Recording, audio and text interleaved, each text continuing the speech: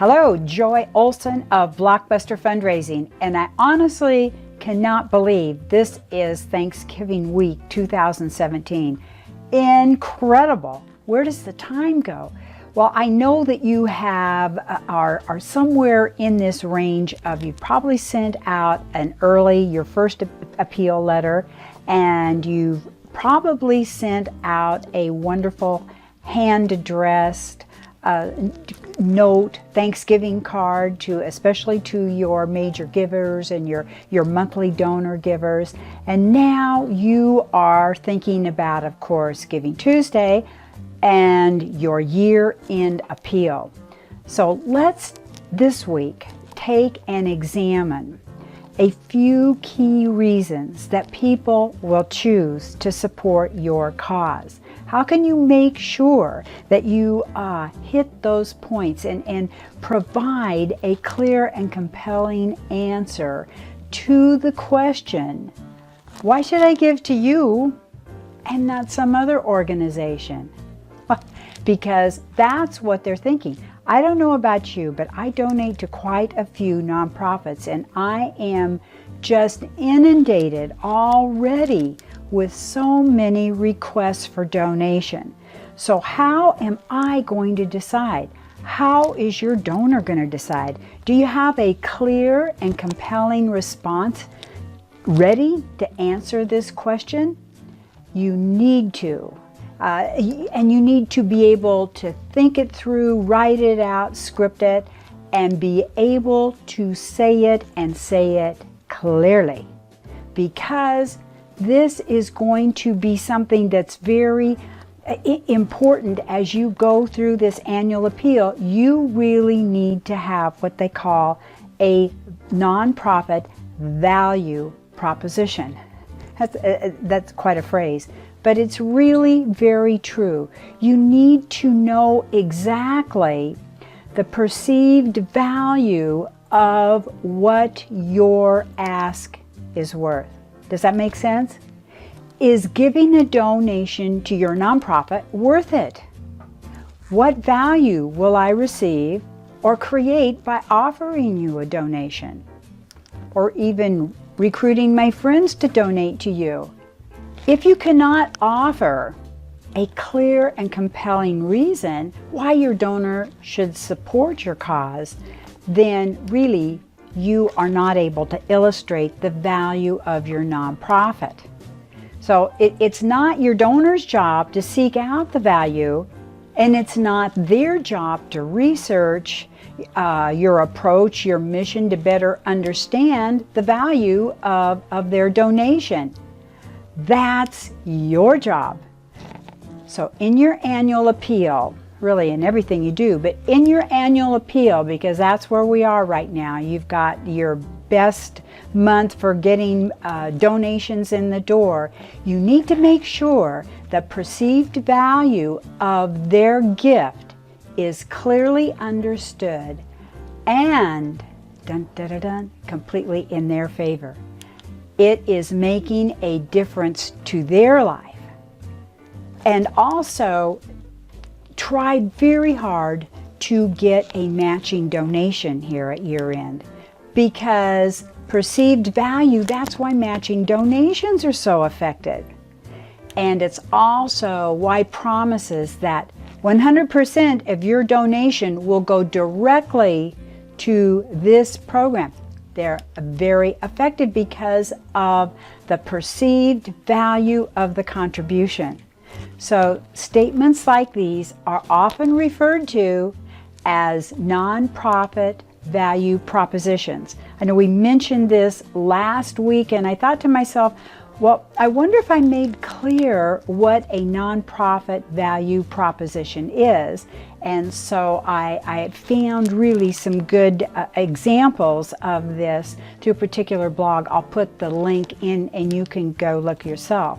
But once you discovered how to articulate the value of contributing to your nonprofit, your appeals are going to become so much more effective, believe me.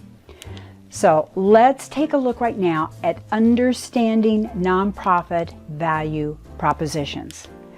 To truly understand and identify your nonprofit value proposition will take some homework. You got to take some time here and effort and think this through. But once you really nail this down, you're going to see a huge difference in the effectiveness of your fundraising appeal, because you are going to know exactly how to take that appeal to the donor and give it tremendous value. Value for them, not just for you. The experts say that you can and should have more than one value proposition. In fact, your nonprofit value proposition should be a collection of the most believable and persuasive reasons that people should support your cause. But it's perfectly all right, and I think preferable, in my opinion, to use one nonprofit value proposition in one appeal. You don't have to cover it all. And that brings up an important point too, and next week we'll get more into thank yous. But when you talk to your donor, even when you give your donor a thank you note, you don't thank them for everything in the world. You thank them for the last gift they gave, the specific reason they give, and the specific reason that that gift is going to make so much difference. All right, more about that later, but I think that's an important part. Don't write these thank you notes after Giving Tuesday or for your fall annual appeal, thanking them for the world. Thank you for making our organization work and blah, blah, blah. Thank them for exactly what they gifted, the reason, and what a difference it's going to make to that particular person, to that particular child, to that particular animal. You get it. All right, so back to nonprofit value propositions.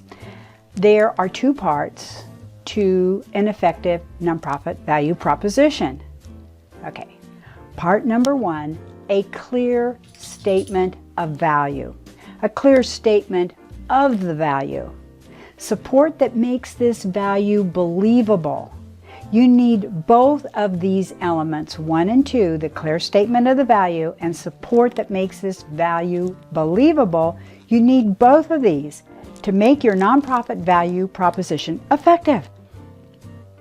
A lot of nonprofits, unfortunately, forget about or ignore the second point of making the value believable. You don't want to make that mistake. You can't say this gift is going to help us save the world. Nobody's going to believe that. That's ridiculous. So don't make that mistake. You got to support it with something believable. All right, people need to believe in the perceived value suggested by your nonprofit and suggested by your particular appeal. And if you don't provide the evidence necessary to support this value, then it's just going to be seen probably as, this is too good to be true, or this is just hype. Take for example. Give $5 and you'll cure cancer. That's ridiculous, right? So you realize you're not going to cure cancer with $5. It's not a value proposition that seems believable. And you want to keep in mind that you're talking about the overall value of their donation. There are many things that your donors can perceive as valuable. So you need to move beyond the features of the donation and focus more on the benefits. As a stockbroker, benefits was so important to know the feature and the benefit, the feature and the benefit, the feature and the benefit, because the feature really is nothing without the benefit to the donor. So, for example, if someone makes a $100 donation to a homeless shelter, the value is not just in the cash. In fact, isn't the value in how many people can be fed with that money? And go a step further. How did being fed that day benefit those individuals? What were they able to do now that they didn't have to worry about being hungry? The better you are at articulating the benefits other people receive because of the generosity of your donor, the higher the perceived value will be. And not all of your nonprofit value propositions need to be unique, but you do need to make sure that some of them are unique, because unique value propositions help people understand why they should give to you and not to some other organization. I attended a webinar yesterday via the internet, Rachel Muir, and she said that there are over 1.7 million nonprofits right now, and they are out there. So you really need for your donors to understand why they should give to you and not to some other nonprofit organization. And that's where your well thought out, unique value proposition is going to come in really handy, because it's going to help your donors understand why you're different, and your unique value proposition often will have a much stronger influence on people's perceived value of your organization. Make certain that you have a few powerful unique value propositions identified now before December, and be sure to include them in your year-end fundraising appeal. Really, you should start including them in every appeal that you do. But this is kind of like a helpful, inspiring, maybe new idea for that last letter, that you really add this to your tools, your content tools. Once you have all of your nonprofit value propositions finalized, be sure to share them with the entire nonprofit staff, because especially if you can get some of this done before Giving Tuesday and with your peer-to-peer fundraisers, because you can let them know the next time one of them is asked, well, why should I give to this nonprofit that you love so much instead of another one that my other friend loves? Your peer-to-peer fundraiser, your staff, your volunteers, your donors that are peer-to-peer fundraisers, they'll have a clear and compelling reason to give them right there, and it will be unique and it will be strong. Okay? So you want to remember this. You need to have a clear and compelling reason why people should give to your nonprofit and not some other one. Make that a goal for your next and final 2017 communication plan. Whether it's in your emails, direct mail, you get the point. And social media too. And these reasons should be identified and documented as your nonprofit value propositions. Remember that your nonprofit value propositions need to be believable and supported. Don't promise everything. It's about one project, one protagonist. You get the picture, all right? And use that in your thank you too. Thank them for that unique value proposition that they supported. And these propositions will be more powerful than anything else that you are really doing. I think that you're going to be excited about it. And next I'd like to touch maybe just a moment on feature benefits. Hold on, here we go. Now let's look for just a few minutes at features and benefits and how to use features and benefits in an effective fundraising appeal. Because if someone wants to learn more about your organization, the more prepared you are, the better off it's going to be, because you You can explain things quickly and easily, and you can discuss your programs, and you can rattle off a list of services, but before you know it, the person you're speaking to is reading their phone, texting, their eyes have glazed over, and you realize you've completely lost their attention. So, how can you keep them interested? Why weren't they interested in what your answer was? You started out with the features of your nonprofit when what the person really wanted was to know the benefits. Got that? What's in it for me? That is really on your donor's mind. Fine, you do this, but what's in this for me? And nonprofits struggle with this a lot because benefits are not always tangible. You have to brainstorm, you have to work them through, and it needs to be emotional. So the feature is easy to rattle off. The benefits, you have got to take that extra step, and it's essential that you do take that extra step to articulate the benefits of donating right now to our cause. And it's so true, especially true in fundraising appeals.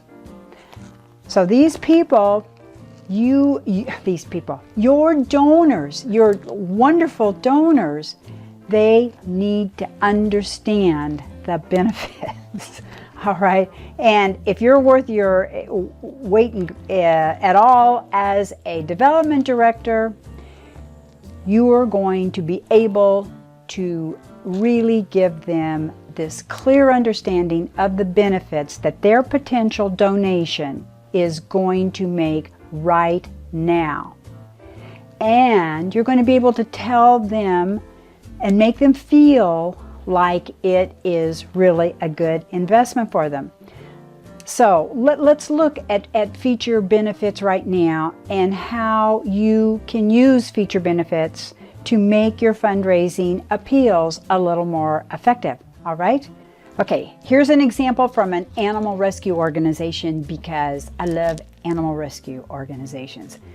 So let's say that the animal rescue organization is preparing for their annual fundraising drive, and they identify the following features of this particular campaign drive. Number one, the donations will be used to feed and provide shelter to abandoned animals.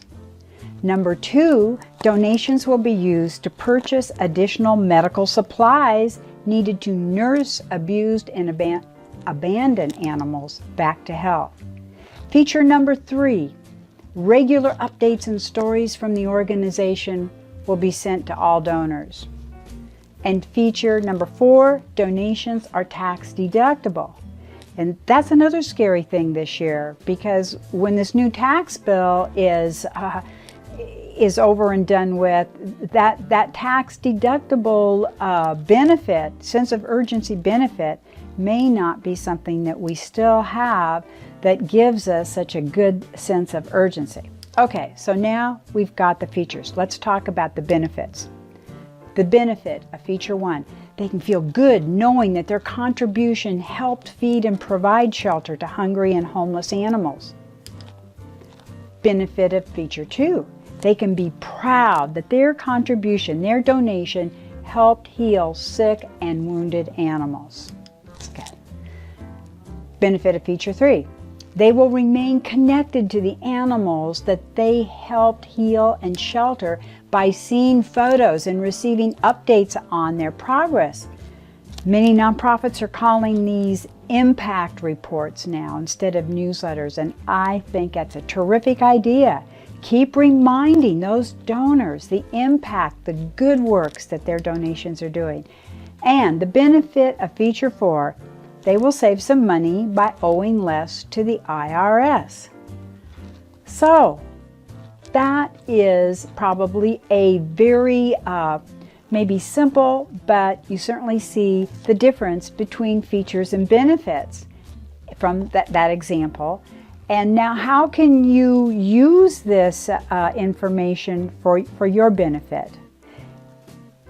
A common mistake number one, when dealing with feature benefits and appeals is don't take too long to get to the benefits of making the donation. You don't want to write on and discuss all the features and yakety yak and blobbity blob. You want to get to the benefits. These are the programs. These are our programs, and here's what we will do with your donation. That information is important, and it should be certainly included in your appeal, but it's much more effective to explain the benefits first. By doing so, you will get your audience excited about making that contribution up front. Don't make them listen to a long explanation of all your features before you give them any of the benefits. They just don't have the time. You know, they're in a hurry. They're busy. They don't want to read forever and ever. What's in it for me? I know blah, blah, blah, all your features. Why would they sit through and listen to all of your features if they still don't know the value of making a contribution? Their eyes are going to glaze over and you're going to lose them. So start with the benefits. Let your donors know the impact they'll have, the difference they will make, the gains that they will receive first.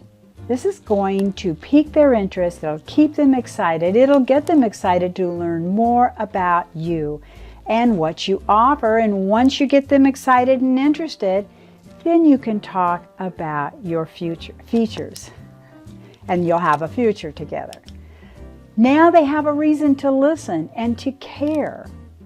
Now that they've invested their interest with this piece of direct mail or email, they will give you their full attention.